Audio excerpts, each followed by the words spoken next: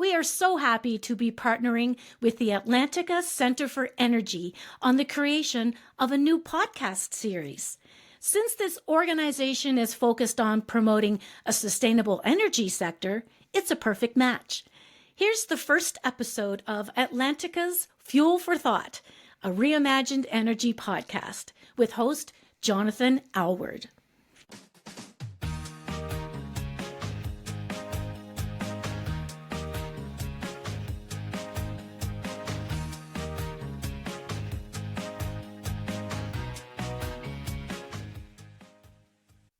Welcome to the first Atlantic Fuel for Thought podcast brought to you by the Atlantica Centre for Energy in collaboration with Reimagined Energy.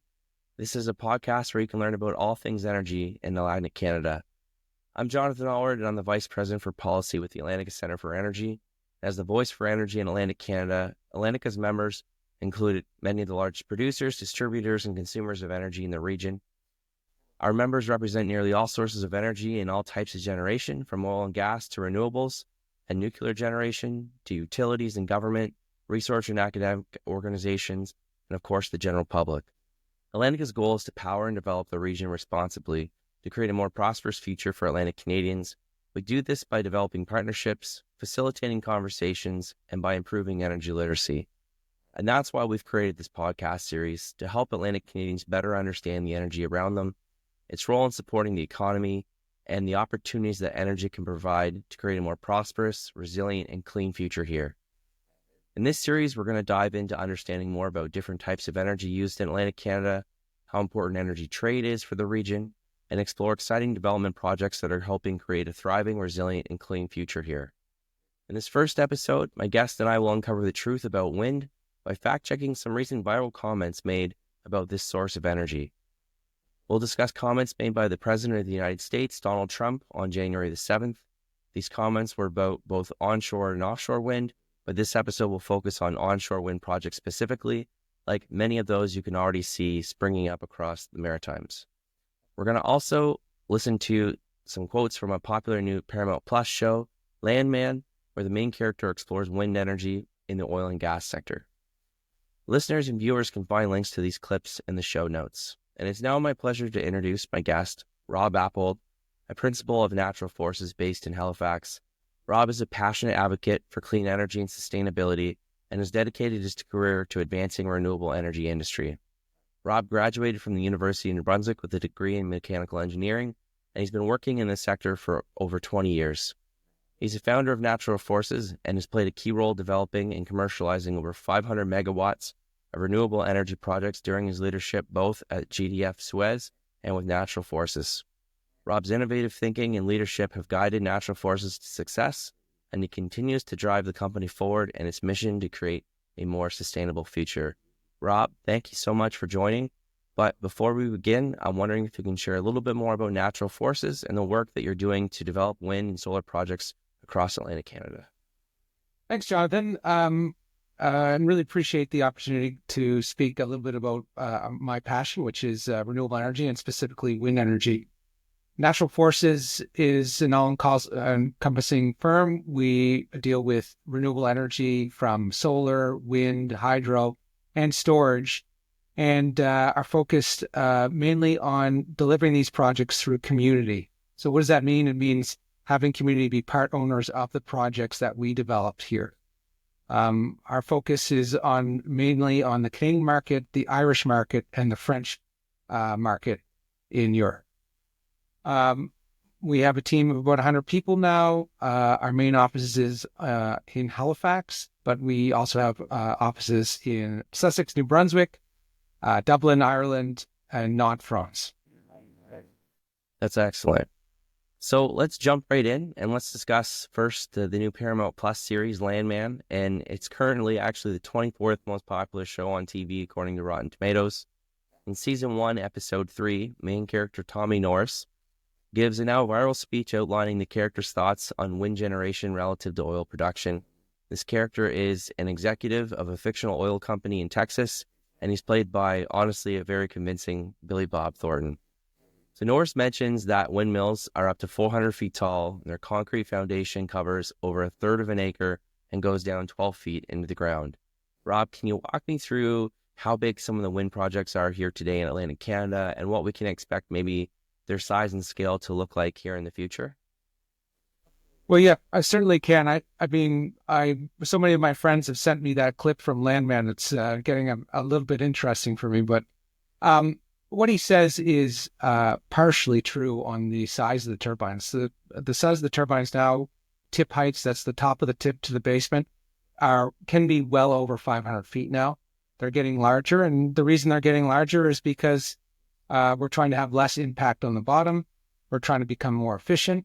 And the larger they get, the more efficient they are. The foundations can be very large. We find here actually in the Maritimes, we do a lot of rock anchor foundations, so not as many of the large buried ones. But the lovely part about wind energy and why it is so effective is that it has very little land usage. And so while the foundation can be buried, you can actually farm all the way right up to the base over top of those foundations. And the third of an acre is probably a little bit of an overstatement, but the size and height would be accurate. Great, thank you. So Thornton's character goes on to state that windmills use alternative energy. There is nothing clean about it, he said, and its 20-year lifespan, it won't offset the carbon footprint of actually making it. So is this true? And how do emissions from some of the natural forces projects, for example, in the Maritimes, compared to those shared in the story in the Landman series? Yeah, so this is not true. It wouldn't make sense that we use more oil to make a turbine and then have to have it pay back with less energy. It doesn't quite make a lot of sense, especially when he's saying that they last only 10 years. But anyway, let's take it from what the rule of thumb. The rule of thumb that we usually use, it's about 6 months of production is required to pay off the energy bill to build a wind turbine. This does change. It changed based on what you're building, what the design is of the actual wind turbine. But in general, the rule of thumb is about 6 months. Great. And so does that cover the whole scope of manufacturing the turbines, shipping them here, looking at types of land, forests that you might not be able to use the whole gamut? No, it's not a full cycle. What that is that's what it costs to build the turbine.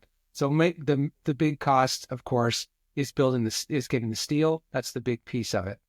Now, if you start taking into other, what is the cost of the diesel to lift the tower up? I mean, those will add on to it, but it's not a significant amount. I would say you're going to move from 6 months instead. You'll move up to 8 to 12 months instead. It's not a massive difference in carbon output for that. And again, compared to what we'll discuss in a little bit, probably a much longer life cycle than what some people maybe have heard in different comments online recently. Absolutely. So speaking of which, let's jump to some of those comments made about onshore and offshore wind projects recently by the President of the United States, Donald Trump. At the time when he made them back in January 7th, he was then president-elect. But I first saw the interview shared by Global News, and I would say the following quotes that we're going to discuss aren't in order, but we've also made sure they're not taken out of context. So if any of the listeners or viewers want to watch the interviews in their entirety, they can do so through a link in the show notes. So referring to onshore windmills, President Trump said, "The most expensive energy ever. They only work if you get a subsidy. The only people that want them are the people that are getting rich off windmills, getting massive subsidies from the U.S. government.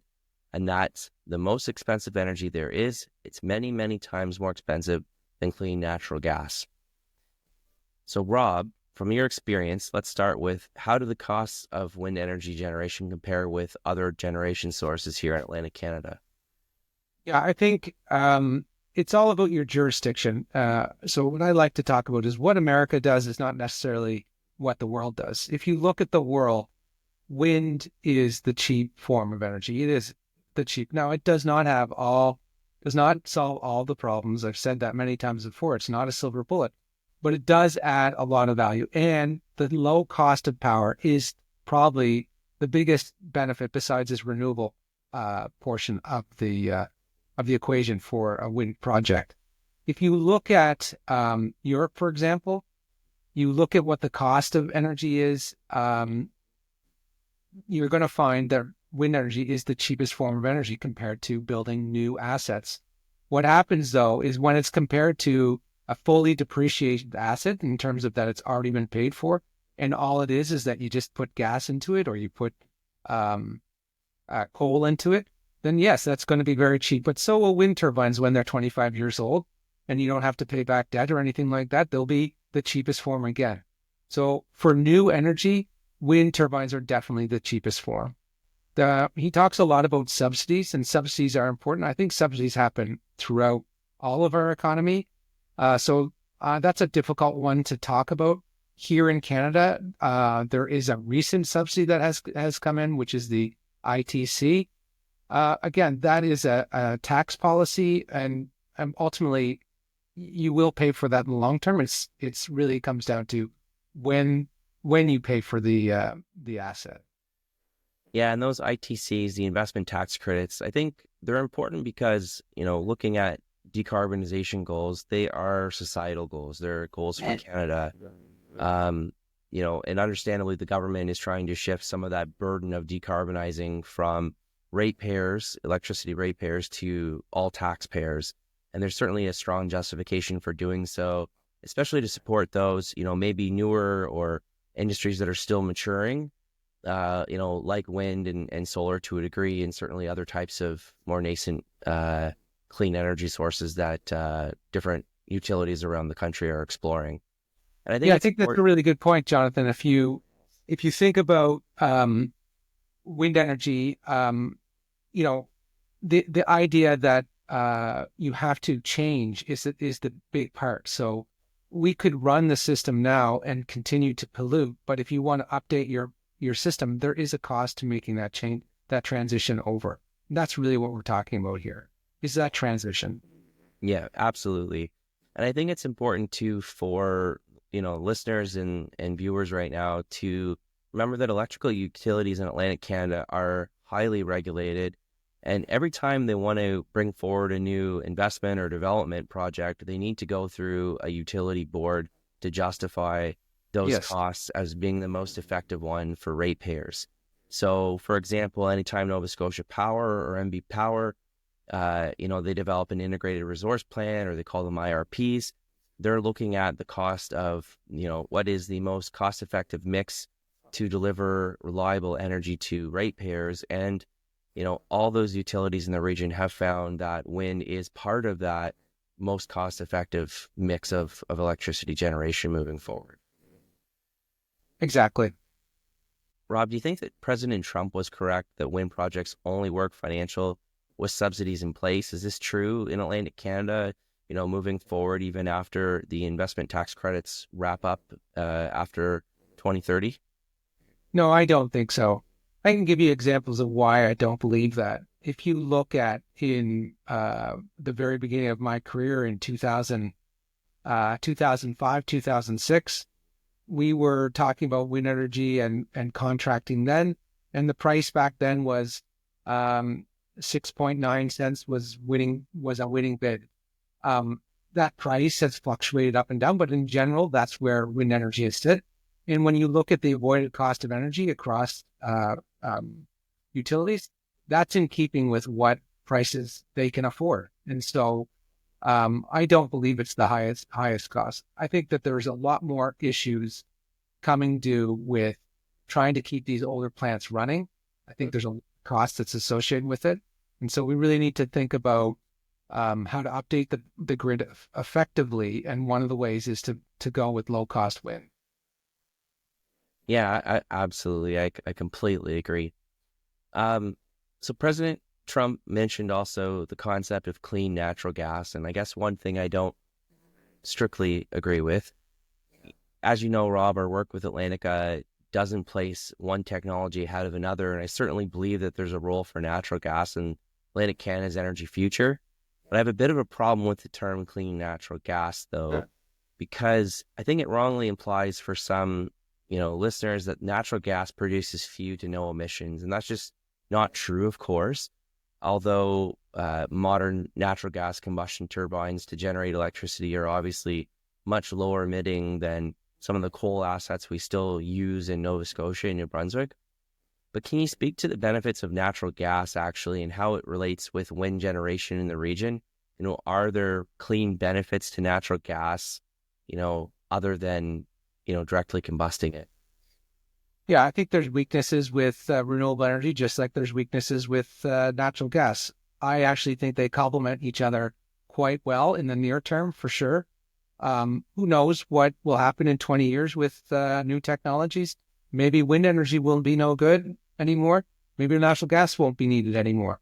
But I think right now, it's really essential that the two work together. It's essential that we do not just go all in on one resource. It's a big mistake, and it's done so often, is that we think that we must do only this. And when you look at what the utilities are planning, they are planning on using more natural gas because they understand that it's necessary for the reliable operation of the grid, that not only do you have low-cost renewable energy, but you also try to use as green as possible fossil fuels to make sure that you continue to have a reliable grid on cold days when it's not windy.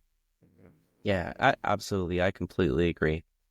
So President Trump went on to state later in the interview, you can talk about windmills. They litter our country. They're littered all over our country, like dropping paper, like dropping garbage in a field. And that's what happens to them because over a period of time, they turn to garbage. I was a little unclear of what the president meant with the garbage comment, but he went on to explain after 10 years, you have to redo them, referring to windmills. And what happens is they don't do that. They let them stand, they rust, they save because it's a certain fiberglass that the blades cannot be buried in the earth. And by they, he's referring to developers like Natural Forces.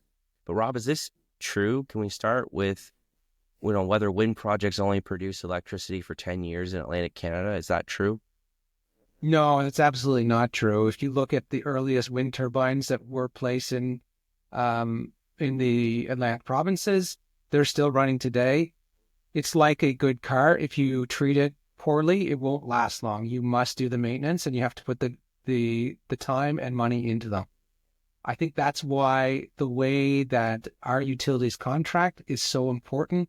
They contract on long-term PPAs so that the projects continue to run and people continue to put the money into them so that in general, turbines are life cycle is design. The design life is 20 years. But that, when you talk about design life, that doesn't mean that they don't last longer. It just means throughout all the movement, we think every component will last so long. So perhaps in a certain wind regime, maybe the blades are the first ones that we have to do some work to. So there will be a blade replacement. The rest of the turbine still works very well.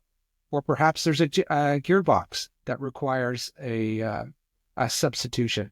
You take that gearbox in, you put a new one in there, it continues to operate. Those are costs, but they don't mean that the project has to be totally redone. The issue that the president talks about is really an issue with how their tax credit works. Their tax credit works on a 10-year process. So they get paid for 10 years with their tax credit. And then because of the newer technology and because they get the tax credit again, they redo their projects occasionally. That happens a lot in Texas, where the cost of power is so low, and actually it's more a tax credit play than it is. Up here in Canada, we don't have that problem. We can't go back for more tax credits. You get your one and you're done. You have to own the project for over 20 years. Otherwise, they claw it all back. So we are all incentivized to continue to operate the projects well and make them last well past 20 years. For example, in BC, we have a PPA that is for 40 years, and we will keep those projects running for 40 years. It will require major maintenance to be done, just like a hydro plant does, just like a gas plant or any other project around. Well, thanks for clearing that up. So, after those 20, hopefully plus years, can you explain, though, the decommissioning rules for windmills and wind farms in Atlantic Canada? Like, what processes do Natural Forces or project owners of a wind project have to do when eventually it needs to be retired? Yeah, we haven't had to deal with decommissioning yet, but it's something that we deal with our landowners constantly with to make sure that they feel solid in how we decommission. Generally, what we do is we take the blades off, take the tower down, and then dig down the foundation and take the first 2 meters off the foundation, take that out, and reclimate the soil. Most of the turbine parts are recyclable. The blades are the one issue. They are working on that issue to try to figure out a better way to recycle them. But generally what they are done is they are either landfilled or they are repurposed in some other fashion. I would say there's a lot of good research being done on them to figure out what to do with them. And I'm certain that we'll come up with a solution before we actually have to decommission a project. Yeah, absolutely. And that decommissioning cost, is that borne by the project developer and owner in the life of the contract, or is that something that needs to be paid for by ratepayers or landowners after the fact? That's completely borne by the operator. So that is part of the contract that we have with our land projects, our landowner, sorry. I think that's an important stipulation. And one thing, I've heard what would be certainly valid concerns about for these wind development projects, but knowing how things operate in Atlantic Canada, I think it's something we should be proud and, really be rest assured about isn't going to become an issue long into the future. Yeah, and I think if you look at some of the decommissioned projects, I know in Nova Scotia, there have been a few that have been taken down. If you look at them, they've all been done in that manner. They're all taken down, looked after, and the site is reclamated appropriately. If you think of the amount of steel that is in the towers alone, that would easily pay for any cost it would take to knock down the towers. Yeah, absolutely. So before we finish up, Rob, I'd like to discuss a comment back to the Landman series. As you know, Atlantica really likes to look forward to the future to help understand what role energy is going to play here in economic development and obviously to reduce emissions as well. And Billy Bob Thornton's characters went on to state, if the whole world decided to go electric tomorrow, we don't have the transmission lines to get the electricity to cities. It'd take 30 years if we started tomorrow. And he added, we have 120 years of petroleum-based infrastructure that our lives depend on. I certainly think, it's true that we have, 120 years of petroleum-based infrastructure here too, but we also have, 100 years of electricity infrastructure in place in the region. I, do agree that it's probably going to take 30 years from today to fully electrify and build the transmission infrastructure, new generation we're going to need to make it happen. But this is really where my personal opinions or personal agreements end with the statement. But I'll give you first a chance to respond. Do you agree with the sentiment that because much of our lives depend on petroleum-based infrastructure, that we shouldn't take the effort needed to move away from it?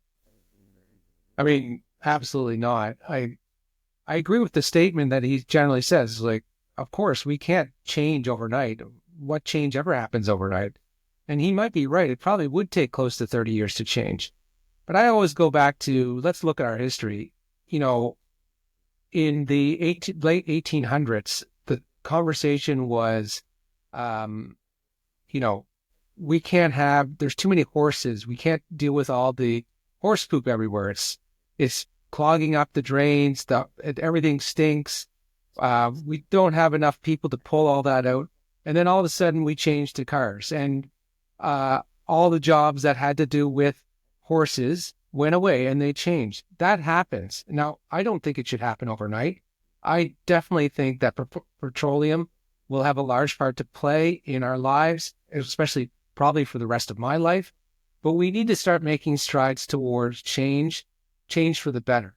And nobody thinks that we should stop drilling oil. I definitely think that we need to do that to keep our lives going, but we need to change, and we have to take the first step.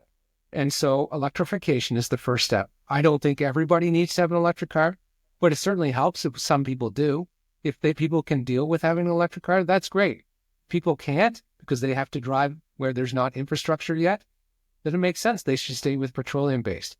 And so that's how I really feel about this, is that we don't have all the answers. We don't know what we're going to run into, but we do have to make the first step up the hill. Yeah, I completely agree. And I think one of the things I'm most excited for in Atlantic Canada is our potential to develop wind, whether that be onshore, offshore, and other renewables. We have huge amounts of potential to do it for our own needs and potentially for export as well.